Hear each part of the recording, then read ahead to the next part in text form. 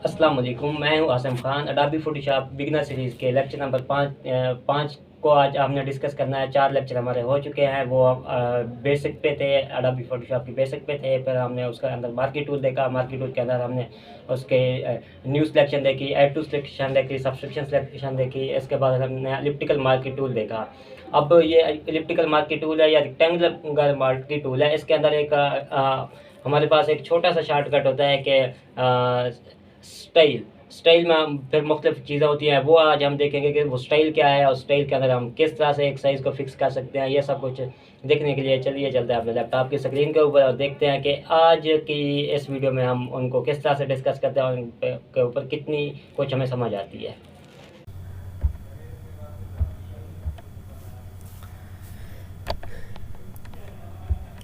Welcome to class number 5।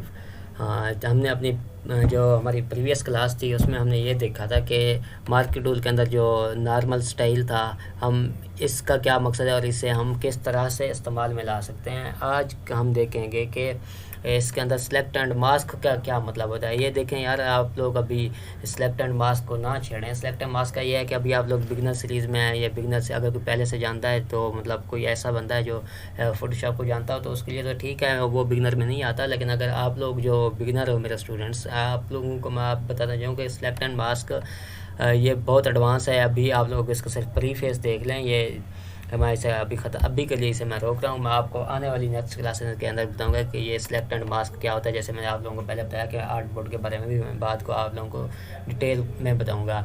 अभी select and mask को भी आप लोग रहने दें, सेलेक्ट एंड मास्क को ना छेड़ें। इसके बाद ये रेक्टेंगुलर मार्की टूल हमारा आज इस तरह से लेक्चर नंबर 5 के अंदर ख़त्म हो गया। अब हमारे पास अगला टूल है elliptical marquee tool. Elliptical marquee tool होता है कि हमने अगर किसी चीज़ को राउंडेड फॉर्म में सिलेक्ट करना है, ये देखें जिस तरह से हमने इसे राउंडेड फॉर्म में, एलिप्टिकल फॉर्म में, जिस तरह से हमारे मर्ज़ी हम इसे सिलेक्ट कर सकते हैं। अब इस जो है एलिप्टिकल मार्की टूल, इसके अंदर भी वही टूल हैं।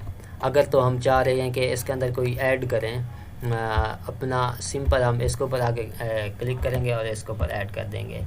इस तरह से हम ये ऐड करते जाएंगे। इसी तरह से अगर हम चाह रहे हैं कि इसको अंदर में से कोई चीज़ हम मनफी करें तो हम ये देखें यहाँ पे आके मनफी कर देते हैं और ये देखें आप, ये भी हमने मनफी कर दिया। अब हम चाह रहे हैं कि इसमें से वो पोर्शन हमारा रहे जो हम सेलेक्ट करें। ये देखें हमने ये सेलेक्ट किया हुआ है। इंटरनल जो एक चूंच सी नज़र आ रही है, ये हमने सेलेक्ट किया हुआ है। इसको जैसे ही मैंने लेफ़्ट प्रेस करके ड्रैग किया और यहाँ पे छोड़ दिया तो ये सिर्फ इंटरनल पोर्शन वही चूंच ही रहेगी, इसके अलावा बाकी कुछ भी नहीं रहा। इसके फिर वही शॉर्टकट्स भी वही हैं। अगर हम इसे शिफ्ट प्रेस करके इसे प्रेस करते हैं और एक और शिफ्ट प्रेस करते हैं तो लेफ़्ट शिफ्ट और लेफ़्ट इकट्ठे प्रेस करके ड्रैग करते हैं तो इस तरह से ये हमारा ऐड हो जाता है। शिफ्ट प्रेस किया, लेफ़्ट प्रेस किया और इसे ऐड कर दिया। इसी तरह से अगर हम चाह रहे हैं कि हमारे जो है ना ये मनफी हो जाए कुछ चीज़, आल्ट प्रेस किया, शिफ्ट प्रेस किया, आल्ट प्रेस किया और लेफ़्ट प्रेस किया, इसमें आके ड्रैग किया और यहाँ पे आके छोड़ दिया तो ये मनफी हो गया। अब मैं चाह रहा हूँ कि इसका ये एरिया भी मनफी हो जाए। मैंने आल्ट प्रेस किया, लेफ़्ट प्रेस किया और यहाँ पे आके इसे भी छोड़ दिया तो ये मेरा एरिया ये भी ख़त्म हो गया। अब मैं चाह रहा हूँ कि इसके अंदर वो एरिया रहे जो मैं सिर्फ सेलेक्ट करना चाहूँ। इसके लिए शिफ्ट, आल्ट और लेफ़्ट मैं इकट्ठे प्रेस करता हूँ। ये इकट्ठे जैसे ही मैंने प्रेस किया, अब ये जो इंटरनल जो इसका अंदर वाला एरिया यही रहेगा, बाकी सारा ख़त्म हो जाएगा। मैं लेफ़्ट प्रेस करके शिफ्ट आल्ट इकट्ठे प्रेस करके इसे ड्रैग करके यहाँ पे ले आया और इसे यहाँ पे छोड़ दिया तो ये देखें सिर्फ यही हमारे पास एलिप्टिकल मार्की टूल के अंदर भी रहा है। कंट्रोल डी करके मैंने इसे भी ख़त्म कर दिया। अब मैं चाह रहा हूँ कि मतलब इसके अंदर भी मैं वही फीदर आ रहा है, फीदर इफ़ेक्ट है। तो फीदर इफ़ेक्ट किस तरह से यहाँ पे काम करता है ये मैं आप लोगों को बताता हूँ एक तस्वीर के ऊपर। यहाँ पे इसके लिए मैं अपने जाता हूँ कंट्रोल और प्रेस करके मैं अपनी गैलरी में जाता हूँ। यहाँ पे मैं अपनी ही तस्वीर उठाता हूँ और इसे यहाँ पे आके लगा देता हूँ। अब यहाँ पे मैंने इसे कंट्रोल डी किया। अब मैं इसके ऊपर क्या करता हूँ, एलिप्टिकल मार्की टूल का इफ़ेक्ट दिखाता हूँ आप लोगों को। अब एलिप्टिकल मार्की टूल मैंने आप लोगों को बताया कि ये कैसे यहाँ पे ड्रैग करना होता है। एक्टिवेटेड एरिया इसका हमने कैसे निकालना होता है। ये देखें, ये एक मार्की टूल को मैंने सेलेक्ट किया यहाँ पे और यहाँ पे आके एक सेकंड में आप लोगों को बताऊँ। ये एलिप्टिकल मार्की टूल को मैंने सेलेक्ट किया और यहाँ पे आके मैं ड्रैग किया और यहाँ पे आके छोड़ दिया। कंट्रोल डी किया, यहाँ पे आके मैंने इसे छोड़ दिया।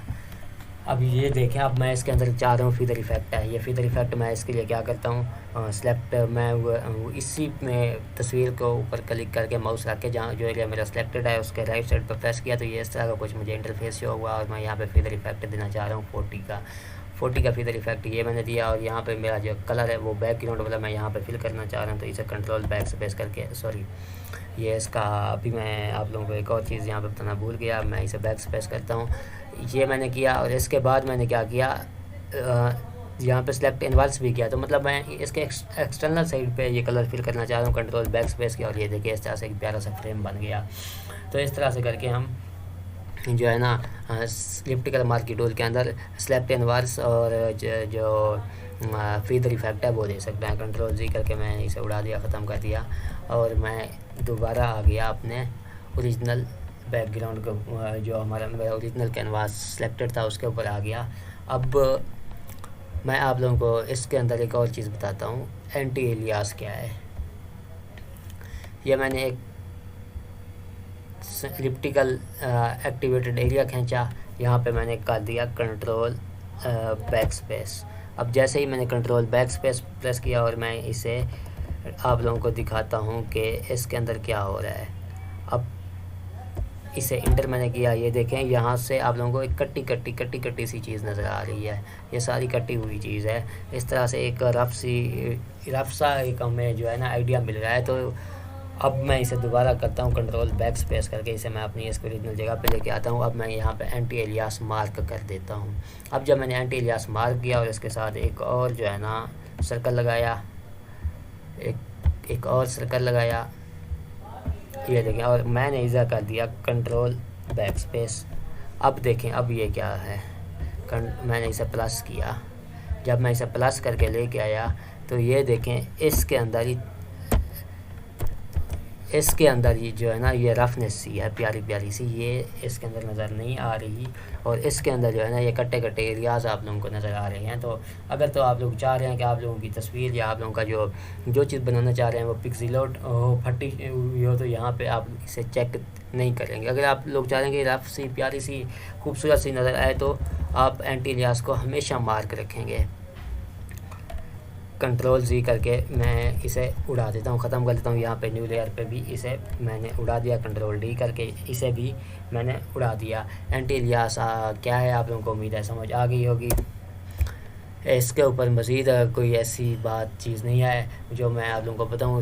फिर वही बात इसके अंदर ना फ़िक्स रेशो क्या है, कि मतलब वही जो मैं आप लोगों को पहली क्लासेस में बता चुका हूँ कि फ़िक्स रेशो ये है। ये देखें ये फ़िक्स है कि मतलब ये इतनी ही बनेगी, इसके अलावा जितनी हमने फ़िक्स रखी हुई है उतनी ही बनेगी।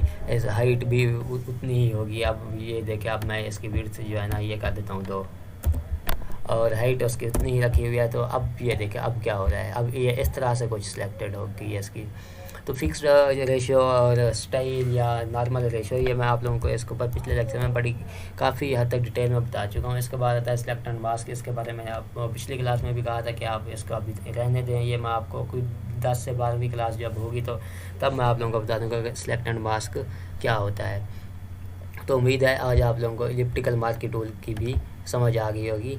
इसके अंदर कोई चीज़ ऐसी रहती नहीं। अगर फिर भी कोई चीज़ आप लोगों को समझ ना आए, इसके अंदर कोई ऐसी चीज़ आ जाए जो आप लोगों के लिए न्यू हो, तो आप लोग मुझसे कमेंट बॉक्स में ज़रूर पूछिएगा।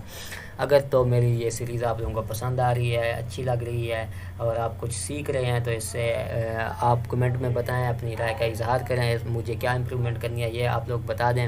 मैं उसके मुताबिक आप लोगों को फिर इसका जो मुनासिब हल होगा वो बताऊँगा। अगर आप लोगों को ये मेरी सीरीज़ अच्छी लग रही है तो आप मेरी इन वीडियोज़ को शेयर करें, अब मेरे चैनल को सब्सक्राइब करें और जो है ना अगर मतलब चाहें तो आप मुझे अपने दोस्तों से भी मेरे चैनल को सब्सक्राइब करवाएं ताकि वो भी कुछ सीखें और कुछ ना कुछ वो भी करने के कमाने के काबिल हो सकें। तो आज तक के लिए इतना ही काफ़ी। मिलते हैं नेक्स्ट वीडियो में बहुत जल्द इंशाल्लाह। तब तक के लिए अल्लाह हाफ़िज़।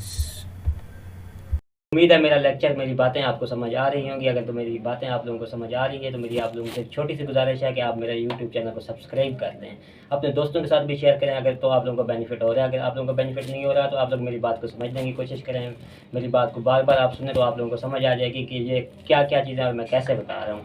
इसी तरह से आप मेरी ये जो वीडियो है इसको अपने दोस्तों के साथ शेयर करें। अपने को जो अगर कोई आप लोगों को बात समझ नहीं आ रही तो वो कमेंट के अंदर आप लोग डिस्कस करें मेरे साथ। इसी तरह से अगर इसके अलावा भी अगर कोई आप लोगों का इशू है तो वो भी आप लोग मुझे बताएं, मैं अपनी जो अगली मेरी वीडियो होगी उसके अंदर मैं उस इशू को ख़त्म करने की कोशिश करूँगा। और जो है ना आप मेरी वीडियो को लाइक भी कर दें। Thank you so much.